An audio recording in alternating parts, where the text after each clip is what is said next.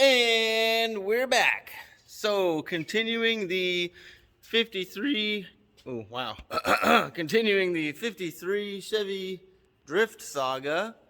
I went drifting last weekend again in Clarksville. Didn't get any video again. Honestly, it was kind of embarrassing out there. I don't think I had one run where I didn't spin out. However, there were a couple runs where I only spun out once, I think. So that's cool. I had a laundry list of things I needed to do. I think the body roll on this thing was just messing with drifting like way too much. There was so much body roll. If anyone's familiar with Clarksville, you know, you're coming down the downhill into the first turn, and gravity coupled with horsepower, coupled with body roll, coupled with pulling the e-brake, I'd go into the turn and just spin out like crazy. So what I had to start doing, at least just for that day, was hold on until I got to the bottom of the hill and then start in the next turn. But still, the body roll was insane. So I got a long list of things. Let me show you what I've got done so far. So first thing I did was I added this 1/4-inch thick piece of steel right here on the e-brake handle, because what was happening was I'd yank the e-brake and it was actually bending this back piece right here. So this is just some added reinforcement. That's actually not even welded in or anything. It's basically just kind of pressed in there because it's a really tight fit between here, and then it's bolted all together, of course, top and bottom. Next thing was I just added this little rubber grip. Let's see, what else?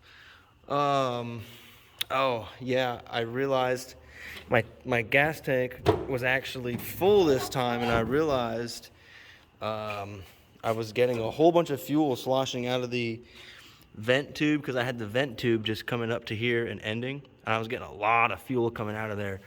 So what I did was I ran the vent tube into this jar, and then out of the jar back into here is just an open tube, so it can vent, but if fuel sloshes up, it's just gonna sit in this jar, and then I get some free gas. You know, I can pour it back in the tank. Heck yeah, man. I walled off the trunk here, so I actually had some stainless steel panels laying around. So why stainless steel? Oh man, it's so expensive. Well, this stuff was free for me, so I just used what was laying around, literally. Oh, what else? I'm gonna add a fuel level sender to the tank eventually. Got some more parts coming for it.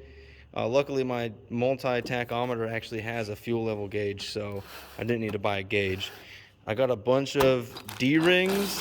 This isn't going to help performance, but I was getting really annoyed with having to wrap axle straps around the cross member front and around the axle on the back to tie it down to the trailer.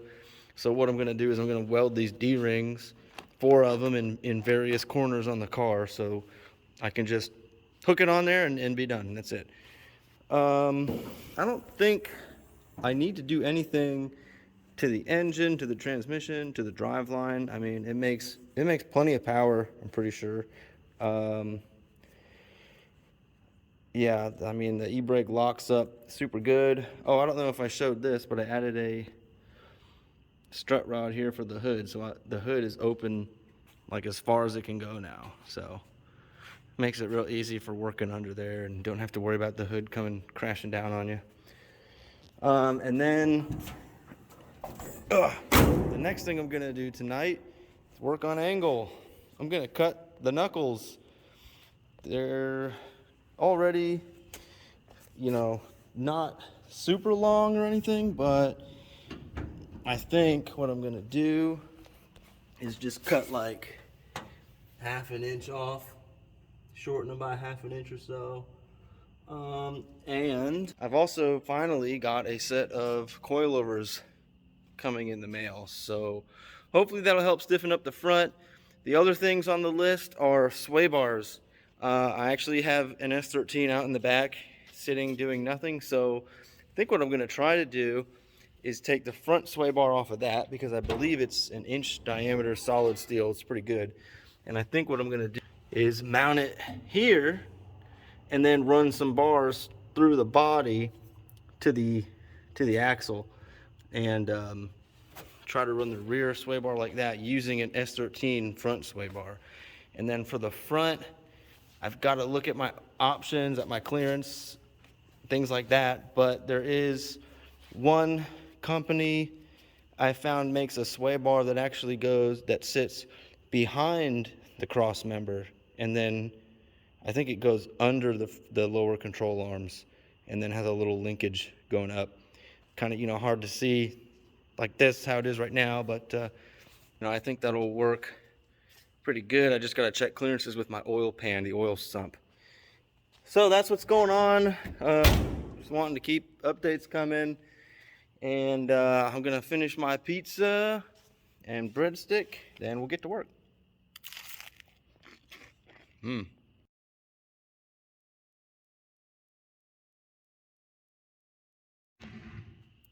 All right, so let me show you what we're dealing with. Pretty simple. I made a mark. Oh, these ball joints are so good. Oh, made a mark right here just to kind of keep myself in line. So I'm gonna cut about just a 1/2 inch out, and typical, cut it off, cut a 1/2 inch off, and re-weld it. The line is just to help keep me lined up here. But yeah, pretty simple here. For anyone that doesn't know, the studs are built into the rotor, which is also the wheel bearing, so it's all like one package. You got the outer bearing here, and then if I can do it without that falling out, you got the inner bearing in there. So this is all one piece right here. I'm not too big a fan of it. I miss having a 240SX setup, where the hub is on here on the knuckle, and then the rotor goes on that, and then the caliper, and then the wheel. I'm a fan of that, but I guess this is pretty easy. So yeah, one side off, two side off, and here we go.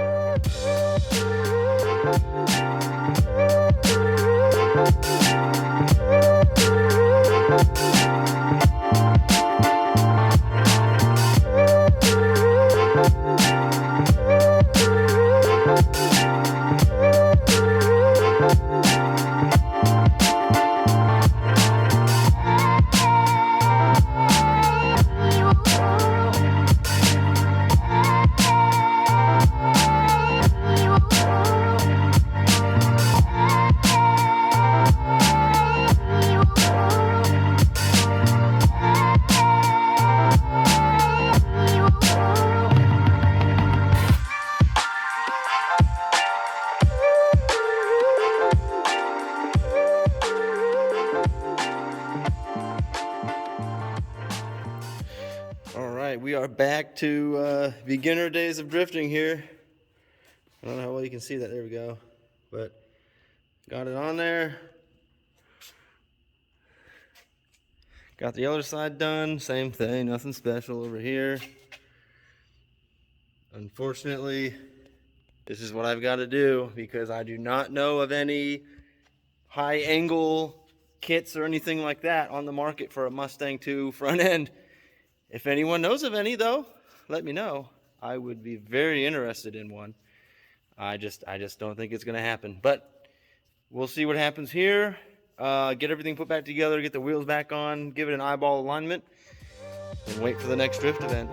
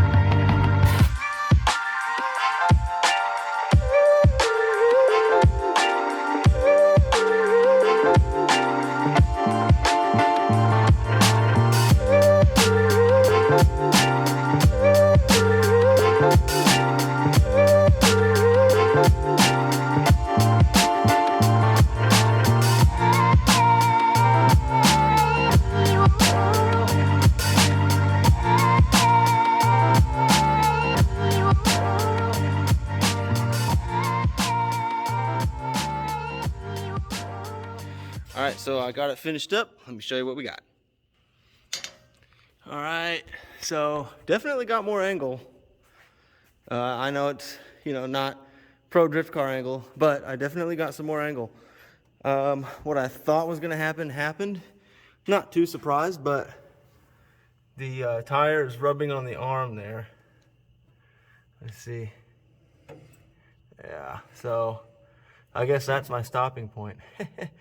Next steps, if I decide to, would be to remake this arm to have this bar, or probably both sides just in case, to have it cut in like this, but I'm not sure if I want to go through that trouble, honestly. Maybe in the future, we'll see. Then on this side, we've got clearance on the arm on the front. We've got clearance all over. We've got clearance right there from the tie rod end to the arm. That's good. So on the trailing side, we're all good. On the leading side, we've just got the contact up there. So yeah. Oh, look at that. I got a nice little gash in my tire. Huh. What do you know? Well, it'll be all right. It's just a drift tire. Oh man. Oh, and I just noticed on these wheels, the specs are actually on the rim instead of on the inside. Well, it's in two places. Huh. If anyone is a big wheel fanboy, these are some Momo Arrows. Let's see. You can, made in Italy. Momo. And then there's the part number. KBA, let's see, 43300. I don't know. I think there's some pretty nice wheels, actually. They're not perfect by any means, but whatever. Just one of the sets of wheels. All right. Next thing to do is sway bars. And actually, I kind of had an idea. If anyone watching this knows, cares enough, what I was thinking about doing,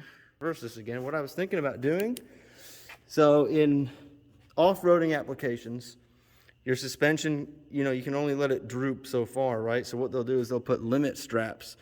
They'll attach the top of a strap to a frame component, the bottom of the strap to a control arm or something. What it does is it limits the travel of the control arm.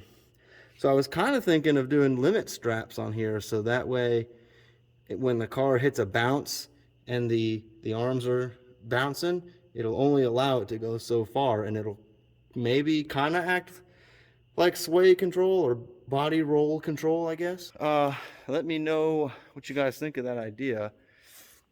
It would definitely be easier than having to custom fit a sway bar on here, but again, we'll see what happens. And then for the rear, like I said, I was gonna do like a 240 sway bar up on that bar, and then have some connectors come down, and I guess I'll weld something right here and right here-ish, a sway bar end link mount, and then that would work for the rear bar. I think I've got plenty of room for that. That would be sweet.